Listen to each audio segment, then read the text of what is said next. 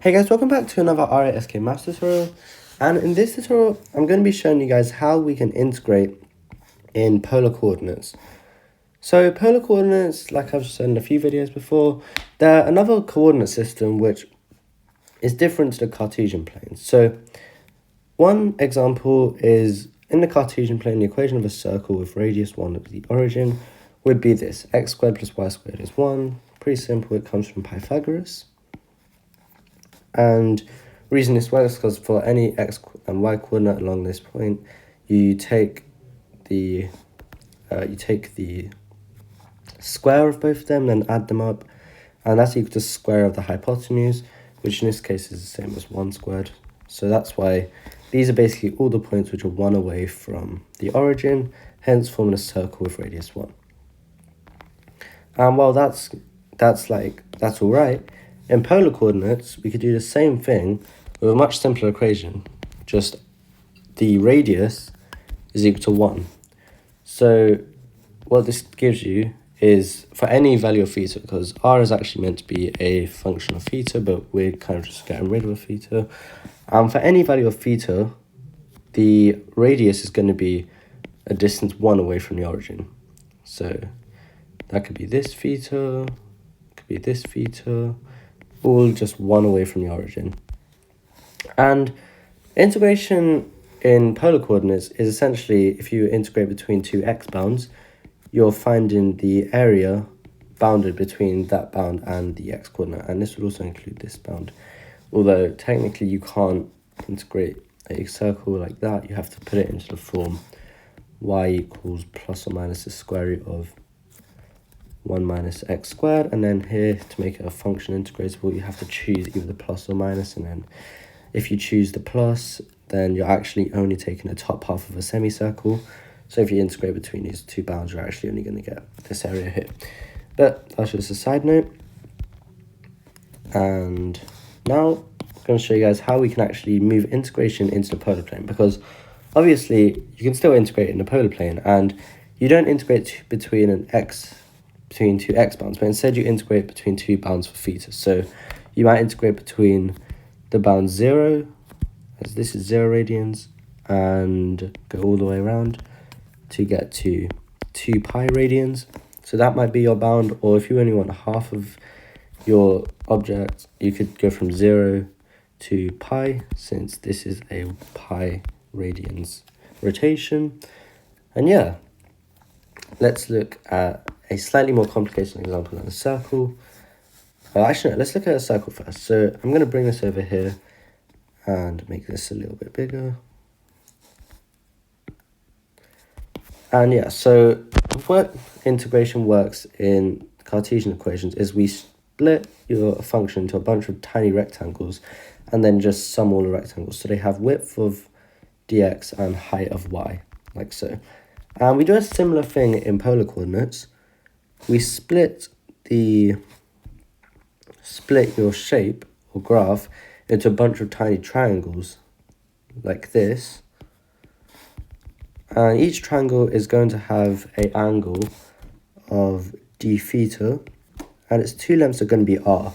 Now these two r could be different, but as d theta gets really, really small, these two lengths are basically going to be the same, because r of theta is going to be equal to, actually, let me say this, r of theta plus d theta approaches r of theta as d theta approaches 0. Hopefully that makes sense. As this term becomes 0, this basically disappears, so this just becomes equivalent to r of theta. So what that's saying is this is an isosceles triangle. That's what it's basically saying. And we've got our triangle here.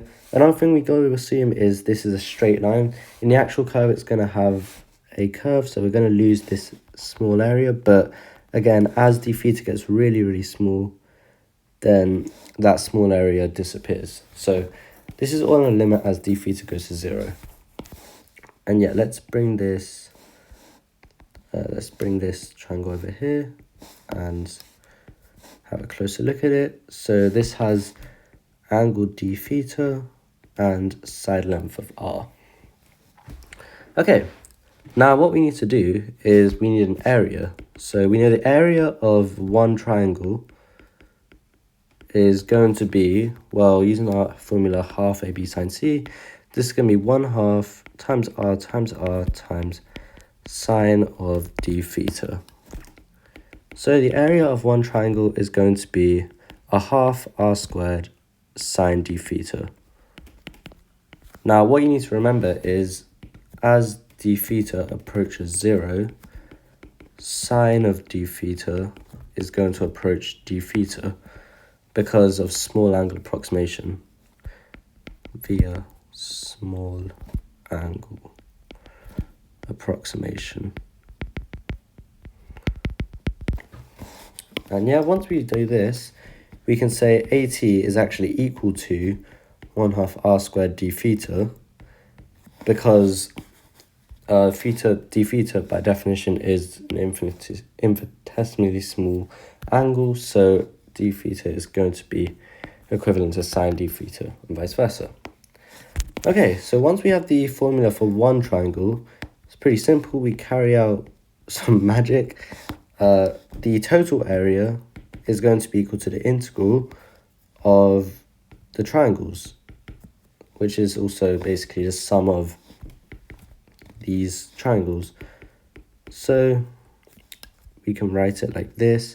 It's equal to the sum of 1/2 r theta squared multiplied by d theta. And then, of course, you have to put your two bounds in like that, whatever you're integrating between. So let's look at a few examples. Let's first integrate the function r equals 1. This is a circle between the bounds 0, 0 and 2 pi to give us the entire area of the circle.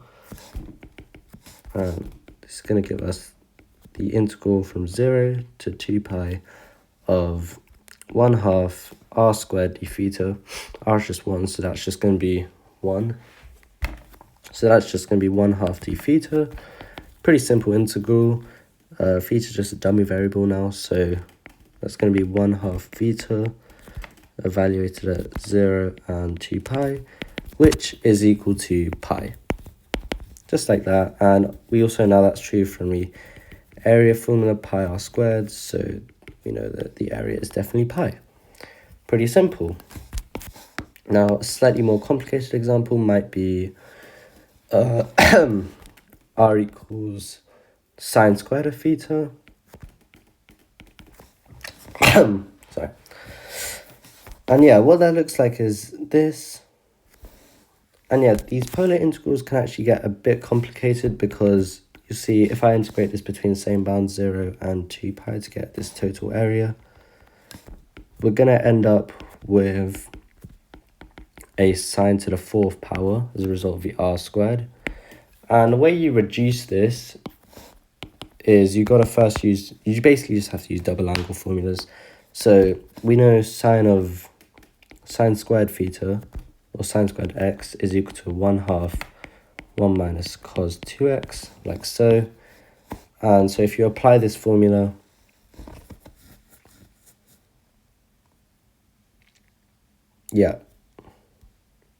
if you apply this formula by splitting this sine to the 4 into sine squared, like so, and then just square this and then apply another double angle formula to this cos, you're going to be able to integrate it in terms of cos of either 4x, I think.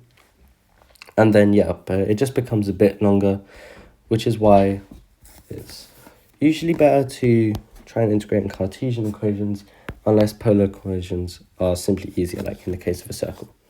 So yeah, thanks for watching, and I'll see you guys in a future tutorial. Bye.